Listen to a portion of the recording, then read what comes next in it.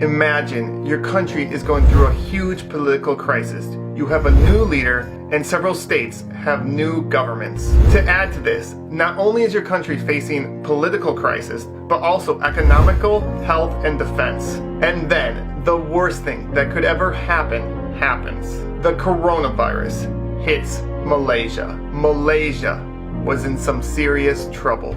But don't you ever underestimate the power of Malaysians.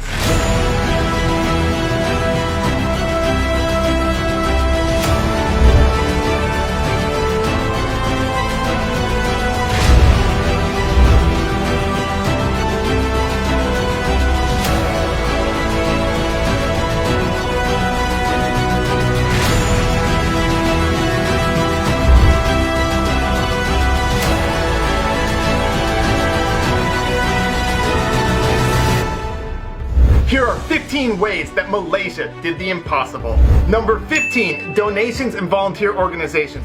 So many people volunteered and so many organizations helped out. For example, Emirat provided healthcare workers with food, AC units, and raised over 3 million ringgit for medical supplies. Number 14, top doctor. Dr. Noor Hassam Abdullah has been ranked one of the top doctors in the entire world at fighting the coronavirus. And not only does he present accurate facts, he's able to do it in a way that gathers support and also keeps people calm as he does it.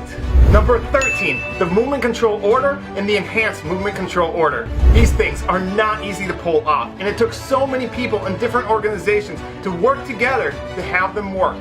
Number 12, indirect volunteers. There are so many people that helped out and volunteered and did so many different things like food delivery.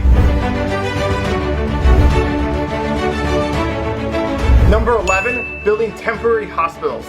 Malaysia was able to build temporary hospitals very efficiently and quickly. For example, the largest agro park in Asia was able to be built into a hospital in 3 days. Number 10, the Tubelay cluster. The Tubelay cluster complied with any order from MOH, and they never complained even though they had to wait long hours in the heat.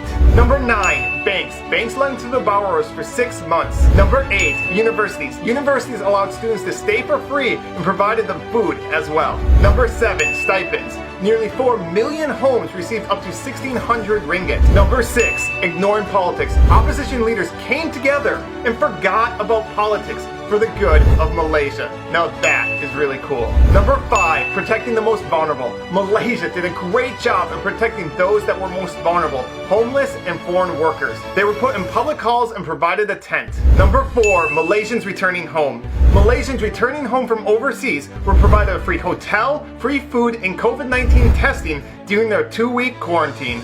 Number 3, respect for frontline workers. I've never seen so much respect and love for frontline workers. It was so beautiful to see all the support Malaysians gave to the frontline workers. Number 2, fixing the PPE shortage for frontline workers. At the beginning of the crisis, there wasn't enough PPE for all the frontline workers, and so Malaysians took it onto themselves. For example, a fashion designer realized she had a skill set that could be very valuable, and so she took the initiative to organize an entire team to make PPE. Prisoners made PPE, college students made PPE, even a Malaysian born with no arms didn't let that stop her from making PPE. And number 1, most important, is teamwork. It didn't matter if you were a celebrity or an average person. It didn't matter your social status. It didn't matter your gender, your religion, your ethnicity. All Malaysians came together for the better of Malaysia. And that's how Malaysia was able to do the impossible, to go from a country that had 3 times more cases than any other country in Southeast Asia to now being one of the safest countries in the entire world.